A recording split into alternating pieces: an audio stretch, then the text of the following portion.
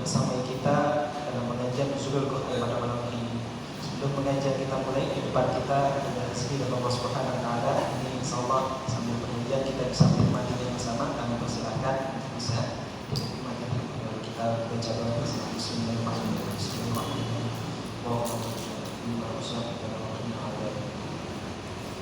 Kami persilakan untuk bisa dinikmati bersama-sama. Baik, Bapak dan Ibu jamaah Masjid Baitul Bahri rahimahullah. Kita ke acara pengajian kita. Pengajian nanti malam Nuzulul Quran. Insyaallah pada malam ini adalah tepat tanggal 17 insyaallah tepat malam Nuzulul Quran. Maka dari itu tidak bisa berlama-lama lagi pada Bapak Ustaz Bapak Muhammad Hashim SHMU kami persilakan untuk bersilakan.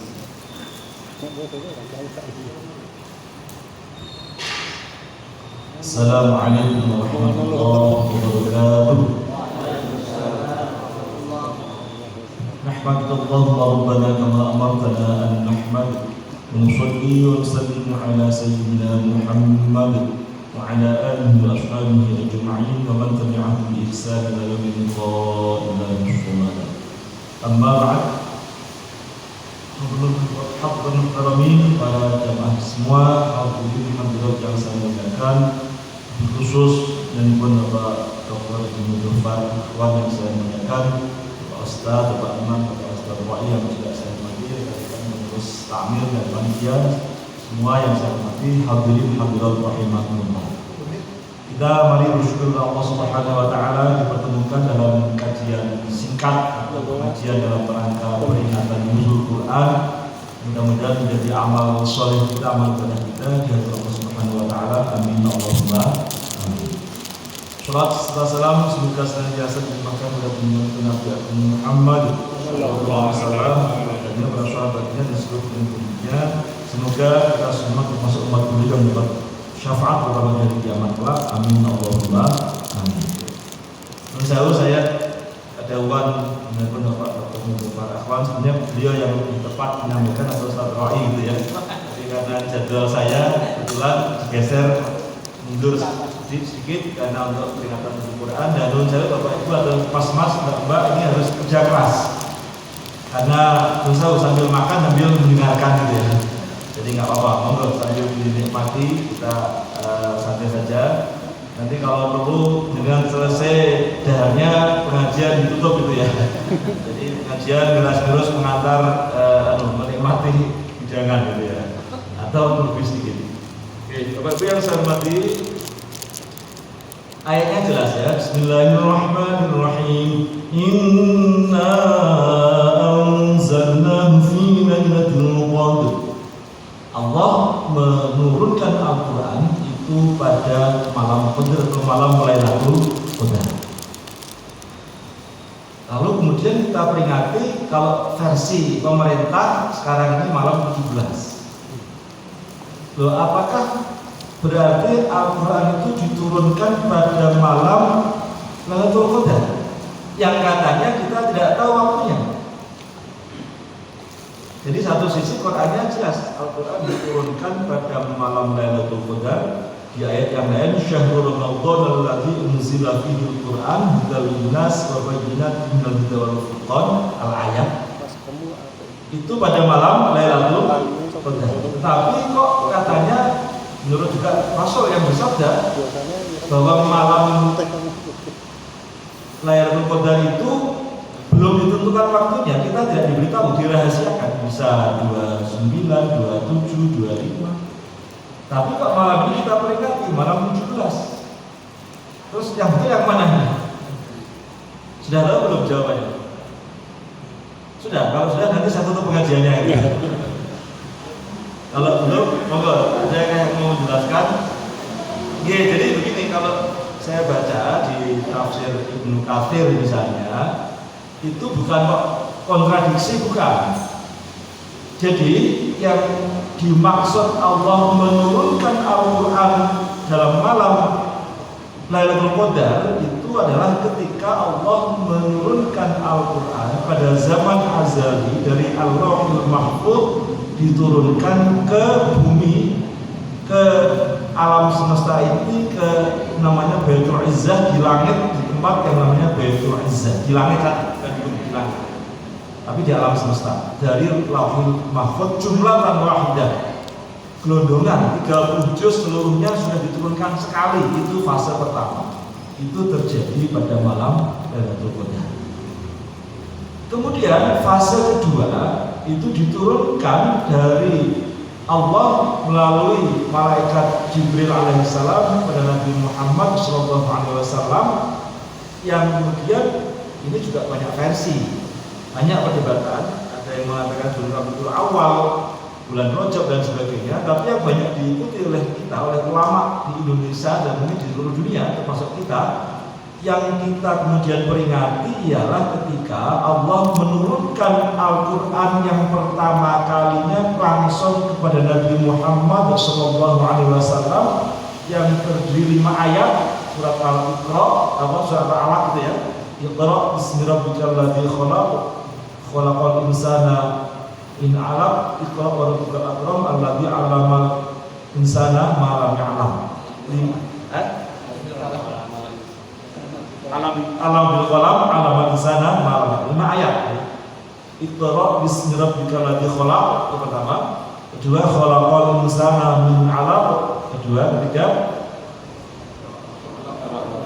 Iqra wa rabbukal akram, yang keempat alladzi 'allama bil qalam, yang kelima 'allamal insana ma lam ya'lam. 5 ayat itu yang terjadi pada tanggal 17 Ramadan.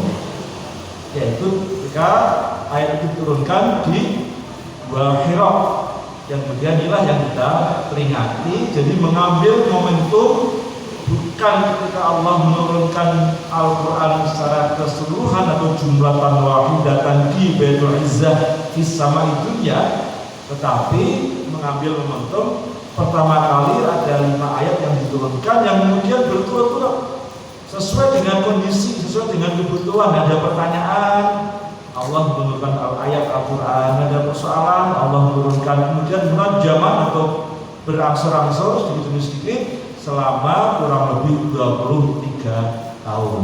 Itu yang kemudian kita peringati sebagai tanggal atau hari tanggal nuzulul Quran, diturunkannya Al-Quran kepada Nabi Muhammad SAW. Itu satu. Yang kedua, apa pembelajarannya? Ya banyak. Tentu kita diingatkan dengan peringatan ini, lalu persoalannya ialah bagaimana posisi kita di hadapan Al-Quran. Apakah kita sudah menjadi sahabat Al-Quran dengan rajin membaca Al-Quran? Rasul bersabda, "Iqra'ul Quran fa innahu ya'ti yaumal qiyamati syafi'an ashabi." Bacalah Al-Quran, sesungguhnya Al-Quran itu datang di hari kiamat dengan memberi syafaat kepada para ashabul Quran, ya sahabat Al-Quran, orang yang memiliki Al-Quran, yang ahli Al-Quran, orang yang dekat dengan Al-Quran, itu namanya ashabul Quran. Ashab itu ya bisa pemilih, ya bisa kalau sahabat tadi ya, atau orang yang ahli Al-Quran. Sudahkah kita termasuk sahabat Al-Quran atau ahli atau orang yang memiliki mengampu Al-Quran? Nah ini yang pertama. Ya, monggo nanti jawabannya kita masing-masing. Yang jelas membaca Al-Quran walaupun tidak paham maknanya sudah berpahala. Dan Rasul beliau mendikau bukan dengan alif lam mim itu satu huruf, tapi alif sendiri, lam sendiri, mim sendiri, semuanya 10 kali lipat. Nanti berkali-kali lipat, jadi luar biasa pahala bagi orang yang membaca Al-Quran. Maka ya yang pertama kita diingatkan seperti apakah kita membaca Al-Quran. Apakah misalnya di Ramadan ini sudah dapat berapa juz? Apakah misalnya bisakah kita mengkhatamkan misalnya, walaupun hanya sekali, untuk kita sendiri loh ya, bukan untuk yang tadarus bareng-bareng. Untuk yang masing-masing, ya tadarus monggo ya, bagus juga ya. Yang tadarus tadi sudah dikhatami. Ya, bahkan ini momentum yang luar biasa juga malam ini, karena ada ya luar biasa itu doa ketika khatam Al-Quran. Dalam Ustaz Bapak salah lagi kalau salah nanti mau dikoreksi ya. Di dalam kitab At-Tibyan fi Adabi Hamalatul Quran, Imam Nawawi mengutip ada hadis riwayat Ad-Darimi mengatakan man qara'a al-Quran tsumma da'a amman 'alaihi arba'u alafi malakin. Walaupun nanti banyak versi ya. Salah satu versi itu kalau ada orang baca Quran kemudian dia berdoa, maka diamini oleh 4.000 malaikat. Tadi itu paling tidak ada 4.000 malaikat yang mengamini. Loh, kira-kira peluang dikabulkannya itu kecil atau besar? Ya, besar sekali yang mengamini malaikat. 4.000 lagi, walaupun kita nggak bisa melihat gitu ya. 4.000 malaikat, ya, itu tidak tanggung-tanggung. Itu di dalam hadis yang dikutip oleh Imam An-Nawawi dalam kitab At-Tibyan fi Adabi Hamalatul Quran. Maka diceritakan sahabat Ibnu Abbas misalnya, kalau beliau mau membaca doa khatmul Quran itu mengumpulkan keluarganya, diajak umur untuk berdoa bersama. Bahkan juga sahabat yang lain minta kalau ada orang yang khatam Quran minta untuk diberitahu mau ikut doa khatmul Quran. Maka mungkin karena itu panitia kemudian menempatkan ya, menjadwalkan ini acara doa khatmul Quran dalam rangkaian pengajian. Sebab kalau pas tadarus mungkin hanya berapa orang? Hanya tidak sebanyak inilah ya. Mungkin hanya berapa, nggak sampai 10 barangkali. Sehingga diharapkan lebih banyak, ini momentum yang sangat luar biasa. Itu sampai khatam. Itu pertama ya, kita baca. Kedua, kita pelajari. Baik mempelajari itu untuk membaca maupun mempelajari untuk memahami isinya. Ini yang level yang mana ya? Artinya mempelajari luas. Karena untuk membaca Quran tentunya ya bacaannya yang mohon yang bagus ya, karena kalau nggak bagus bisa nanti salah arti, salah makna. Alhamdulillah segala puji, alhamdulillah segala puji. Tapi kalau pakai tulisan Latin pakai H, alhamdulillah itu kehancuran. Masa alhamdulillah kehancuran bagi Allah? Makanya kita, karena huruf H itu tidak ada, jadi banyak huruf Arab yang tidak ada padanannya dalam huruf Latin. H itu tidak ada, maka ditulis H. Beda ya, H dengan H itu beda. Alhamdulillah dengan alhamdulillah itu beda. Kalau menurut saya orang sekolah susah membaca alhamdulillah, bacanya alhamdulillah. Alhamdulillah itu kemuraman, keputusasaan, kematian adalah bagi Allah. Kan malah jauh sekali itu, malah ngeri kan. Masa kematian bagi Allah? Jadi beda huruf, beda makna. Enggak usah huruf Arab lah ya. Enggak usah bahasa Arab, bahasa Jawa. Dengan mendiko pati dengan pati itu udah beda. Pati dengan pati. Ada sedikit pronunciation-nya itu benar, ini nggak tahu ya, nggak bahasa Jawa ya. Tahu nggak pati itu apa? Pati. Nah, tepung itu pati. Kalau pati kematian, sama-sama lah ya. Mungkin sama tulisannya pati dengan pati itu berbeda. Ada pati kota, tempat saya asli itu lain lagi, pati Kudus. Itu contoh bahasa Jawa. Bahas wedi dengan wedi, tulisannya mungkin sama, wedi dengan wedi. Itu beda ya, wedi itu takut, wedi itu apa? Pasir. Kadang-kadang membacanya perlu cepat. Ini apa ini? Bahasa Jawanya apa? Kulo.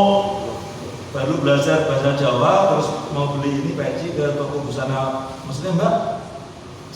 Aku Mbak tuku difase-fasekan, ku peluk, wah malah mbaknya takut malah mau dipeluk ya. Aku tuh ku peluk gitu. Harusnya cepet baca, jika dilambatkan jadi ya. Arab begitu, beda huruf beda. Rabbil alamin pakai ain ya, Rabbil alamin Tuhan beberapa alam, jamak ya, alam-alam. Alam itu masih Allah. Tapi kalau alam itu penyakit, Rabbil alamin, masa Tuhan penyakit gitu. Kadang-kadang malah Rabbil alamin, nggak ada ya huruf Arab, nggak ada. Kadang-kadang pengaruh ya dialek ya, pengaruh daerah. A jadi nga, ya Rabbil alamin jadi Rabbil ngalamin. Mestinya ya enggak. Ya. Nanti repot kalau Pak Said jadi Pak Sangit kan gitu. Lo pernah lo ada acara gitu doa itu Ustaz. Saya tuh hadir sebagai peserta. Yang doa itu ya Allahumma amin, inna nas'aluka amin, ngilman nafi'an amin, warizqan wasinga amin. Kok ada singa? Ada wasinga, harimau apa lagi? Ada wasinga segala ya. Wasi'an dari wasinga. Pengaruh ya. Mestinya ya kalau enggak Quran ya mungkin enggak apa-apa lah doa, tapi walaupun agak enggak enak di telinga gitu. Kalau Quran mohon untuk tidak salah.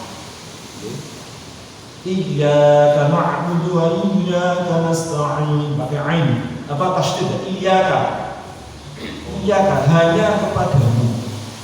Na'budu kami menyembah, wa iyyaka dan hanya kepadamu, nasta'in kami mohon pertolongan. Pakai tasydid. Kadang-kadang saking ringannya itu enggak pakai tasydid. Iyyaka na'budu wa iyyaka nasta'in. Dah jauh sekali. Kalau tasydid iyyaka kepadamu, kalau tanpa tasydid iyyaka matahari, masa pada matahari kami menyembah. Jadi agama simpel, gitu ya. Dan banyak itu, ya, hampir ya beda huruf, beda arti, beda makna.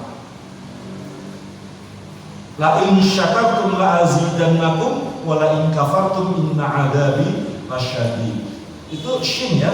Harap Arab itu ada shin, ada shad, ada sin, ada fa, mat itu ya. Kadang-kadang nggak bisa membedakan shin, shad, fa, sin. Pakai shin, la in syakartum kalau kalian bersyukur. Tapi kalau pakai sin, pakai sin, la in syakartum kalau kalian mabuk, la azidannakum sungguh aku tambah. Kalau nggak ada. Jadi antara shin, syakartum bersyukur dengan sakartum mabuk itu sudah jauh sekali. Maka mohon jangan salah hurufnya, apalagi jadi imam. Dalam bahasa fikih, kalau ada imam atau membaca Quran kok merubah huruf sehingga merubah makna, yukhillu harfan gitu ya, namanya yughayyirul makna gitu ya. Itu disebut sebagai apa? Ummi bahasa fikih. Kalau makmumnya qori, dia fasih, imamnya ummi, maka makmumnya ini nggak sah. Kecuali sesama ummi ya, maka ya mestinya belajar. Mohon ini kalau yang belum fasih gitu ya, ini ya atur apa penget yang paling utama. Menurut saya, kalau saya nggak tahu ini fasih apa nggak fasih ya. Kalau belum fasih, mohon. Makanya ada istilah tahsin supaya fasih.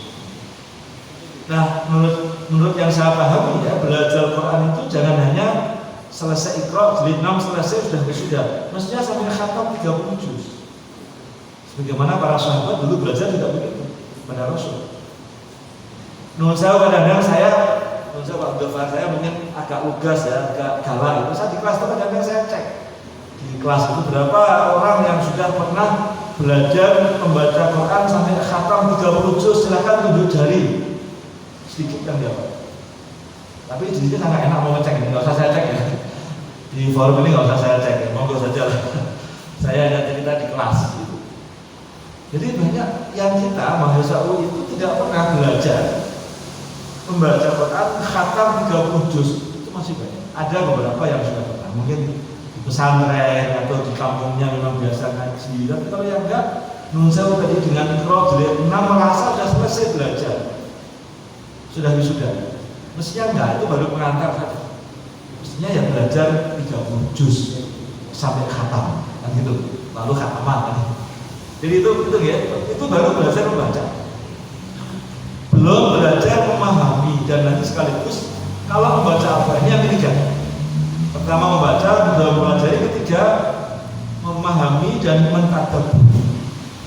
Ya, memahami dan mentadabbur. Memahami itu gimana ya? Bagaimana tafsirnya?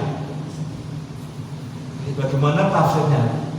Jadi kan kalau baca Quran dengan terjemahan sudah bagus ya. Terjemahan dari kemana artinya sudah adalah upaya untuk memahami makna atau kandungan Al-Quran melalui tafsir atau terjemahan dari Kemenak sudah bagus. UII juga punya terjemahan lebih bebas, tidak letterlock, dan itu diurutkan per kalimat. Jadi kalau yang kuliahnya di UI pasti dapat paket ya, Quran yang warna biru atau hijau, biru pernah hijau, yang itu dimotori oleh almarhum Prof.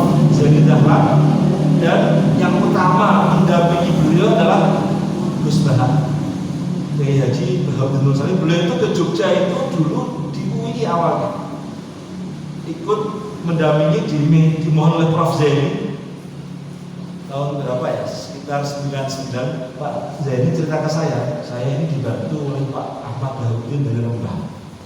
Saya diceritanya, saya nggak tahu beliau ada apa enggak, saya kok nggak tunggal ya, belum kenal juga orangnya. Itu setahun 90-an Gus Bahar sudah aktif di UI, ikut dengan Prof. Zaini membuat terjemahan yang diberi judul Al-Qur'anul Karim wa Tarjamatu Ma'anihi, Quran Karim dan terjemahan artinya, diterbitkan oleh UI Press. Jadi Al-Qur'anul Karim wa Tarjamatu Ma'anihi, Quran Karim dan terjemahan artinya, begitu judul.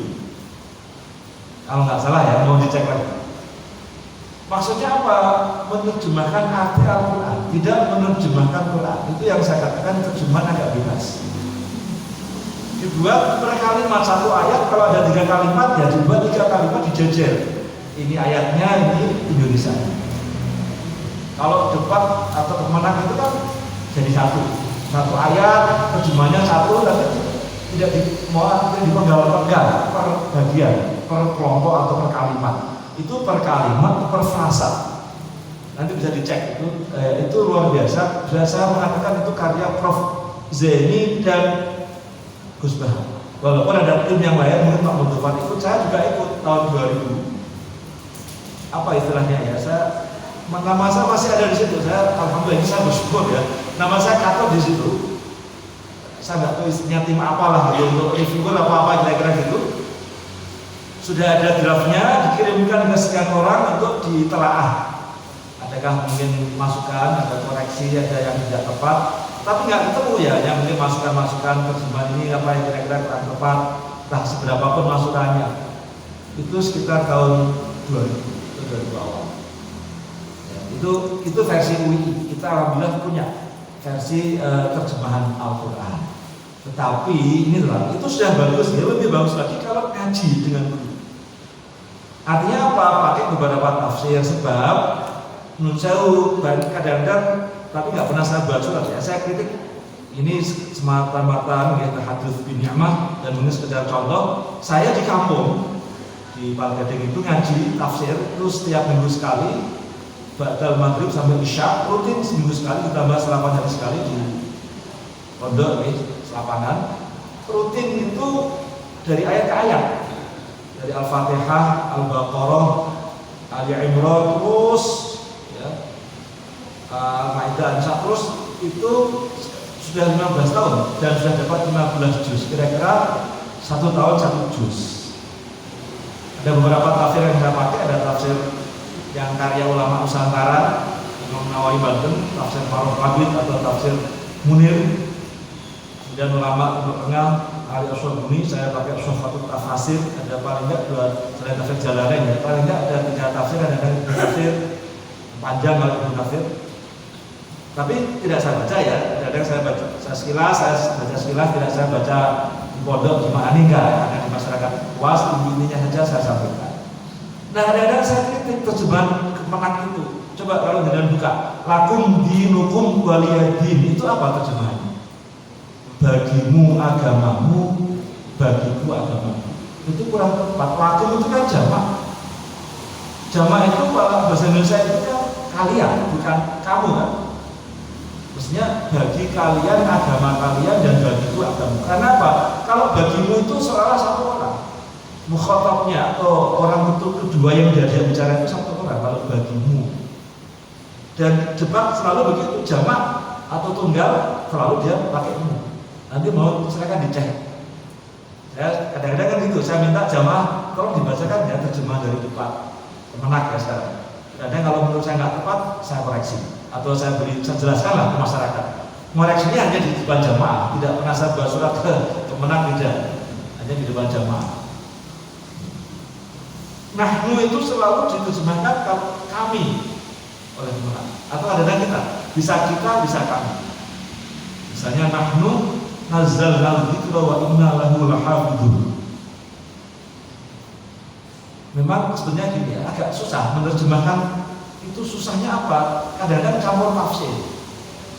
Kenapa susah? Karena nahnu itu dalam bahasa Arab bisa 3 fungsi.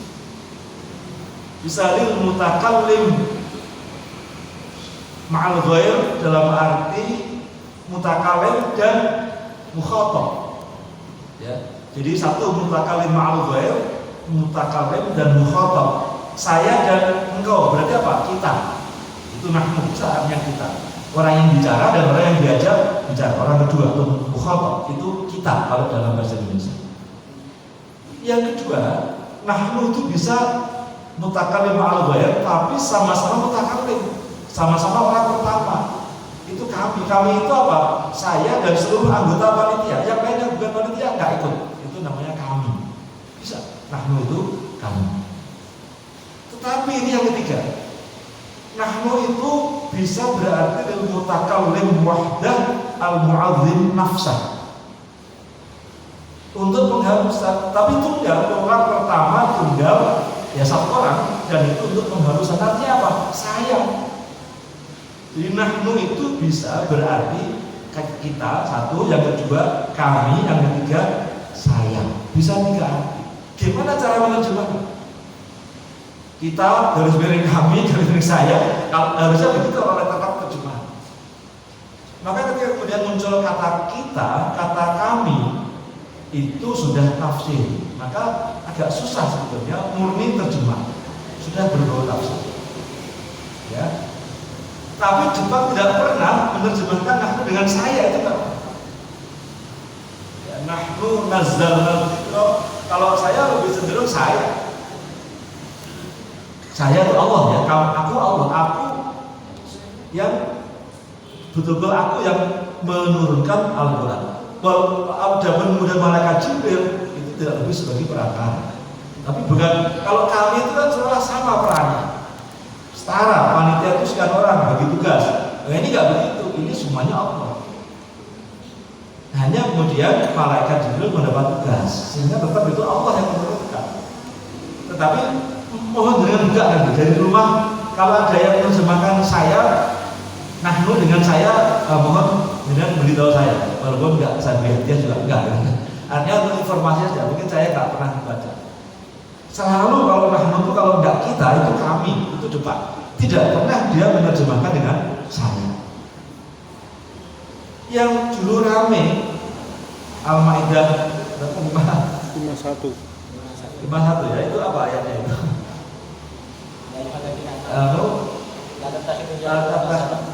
Kafirina auliya'a min dunil mu'minin. Jangan orang mukmin mengambil orang non-mukmin itu sebagai aulia.